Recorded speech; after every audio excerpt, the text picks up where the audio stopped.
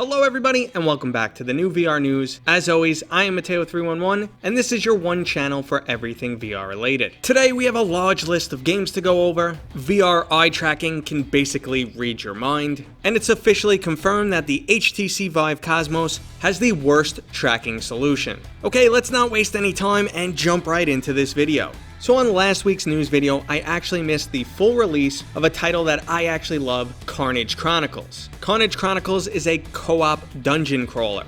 It can be played with 1 to 4 players, with drop in and out support, and the difficulty of enemies will auto scale to the number of players in the game. You can choose between an archer and a warrior, and this is an RPG title built from the ground up for VR. There's a nice physics system which will have you parrying and countering blows, and while it's been quite some time since I played this game, I absolutely love some of the earlier builds, and I'm gonna have to jump back in as soon as possible. So another game leaving early access and going into full release is Gadgeteer. This Rube Goldberg style puzzle creation game will be available on August 27th, and it will also be getting online puzzle sharing. So soon you'll have access to over 40 new gadgets, and the ability to create some really wacky puzzles and share them online with your friends. This game has that same satisfactory feel of watching dominoes fall, but it's a bit easier and more fun to do it in virtual reality. Okay, so next up we got a trailer for the upcoming title Tarzan VR. It's an absolutely incredible and over-the-top mixed reality trailer, which had me jumping between this trailer is absolutely ridiculous and this trailer is absolutely awesome. You do get some nice examples of features in the game, such as climbing, swinging from vines, swimming in the ocean, and some pretty cool looking combat. Some of the mixed reality shots are obviously over the top, like diving into the ocean, but it is nonetheless a great way to show off their title.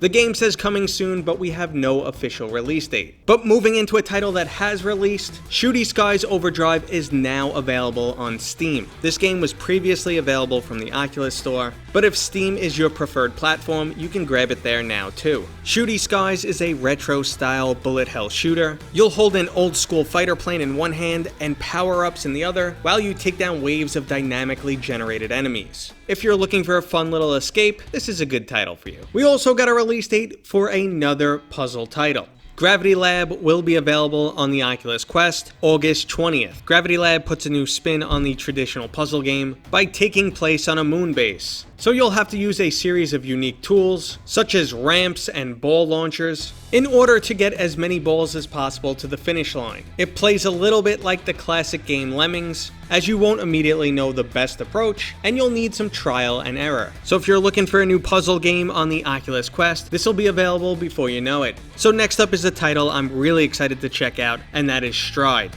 Joyway has just announced that Stride will be available in early access later this month. If you're not familiar with the title, Stride is best described as Mirror's Edge in VR. You'll be parkouring your way across rooftops while taking out targets with your pistol. The latest trailer makes it look like there is an emphasis on speed. You can clearly see a red wall chasing behind the player character. I'm gonna do my best to get some early access coverage of this game up for you guys as quick as possible. Okay, so last up in the game news, you guys know I like to include a free title. Well, today I have 2. The music creation game Virtuoso is currently in early access and can be downloaded for free from the Oculus Store and SideQuest. You'll have a variety of different tools to start creating new beats. It's simple to get into, but features a deeply robust system. If you have any interest in creating music, and you prefer to do it in a stylized 3D environment, you should check out this title. Our second free game is Space Capitalism Simulator.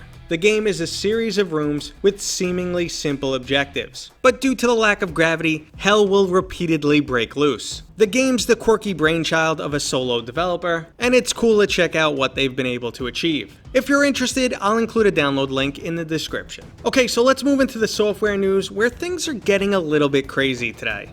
So first up, we have a mod for Beat Saber called Feet Saber. This mod adds little tiny lightsabers to your feet and basically turns the game into Dance Dance Revolution. This is a mod I highly recommend unless you have neighbors that live below you. This mod was developed by Nalu Luna, a user who's created multiple wacky Beat Saber mods in the past, such as a boxing mod for Beat Saber, but Feet Saber is hands down their coolest work. A link's in the description if you want to check it out. So next up, a topic that is even crazier when you really break it down and consider the overall implications, is the fact that eye tracking may be revealing a near unlimited amount of personal information. A study out of Germany that originally released back in March has recently garnered a lot of attention online. The topic that users have been focusing on are the potential privacy implications of eye track. A series of studies has determined that eye tracking is capable of identifying a user's sex, age, ethnicity, personality traits, drug consumption habits, emotions, fears, skills, interests, cognitive ability, sexual preferences, and mental and physical health. It is an absolute goldmine of data. Your pupil itself is very unique, having its own distinct fingerprint, making it a biomarker of identification. Now, some of the other information like age and ethnicity is an approximation, but tends to be fairly accurate.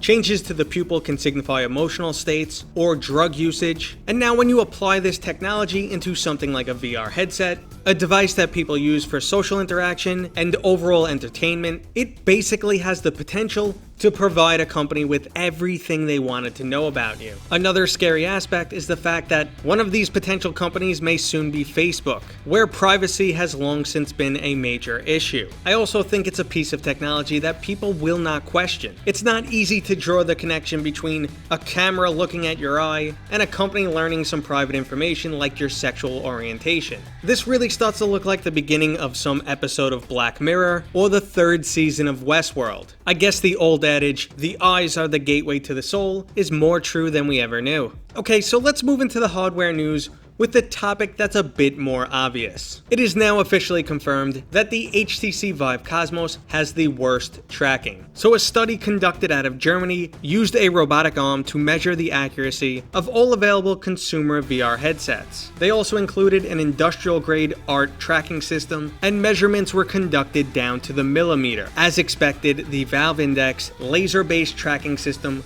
was the best performing consumer-grade solution. And unlike inside-out tracking, performance remains the same no matter the distance of the controller to the headset. Now, the Rift S, Oculus Quest, and even Windows Mixed Reality all had very similar results, with less than half a millimeter of standard deviation. The Vive Cosmos, on the other hand, routinely experienced a standard deviation of over 2 millimeters, sometimes going up as high as 5. As the distance between the headset and the controller was increased, accuracy decreased for all inside-out headsets, with Windows Mixed Reality seeing the largest overall impact, and in some cases performing worse than the Vive Cosmos, but overall the Vive Cosmos still had larger inaccuracies in overall tracking capability. So this one is for all the people who have said the Vive Cosmos has improved over time and tracking is just as good. Well, it isn't. And there's the reason why this headset just wasn't successful. Okay everybody, that was today's new VR news. I hope you enjoyed this video.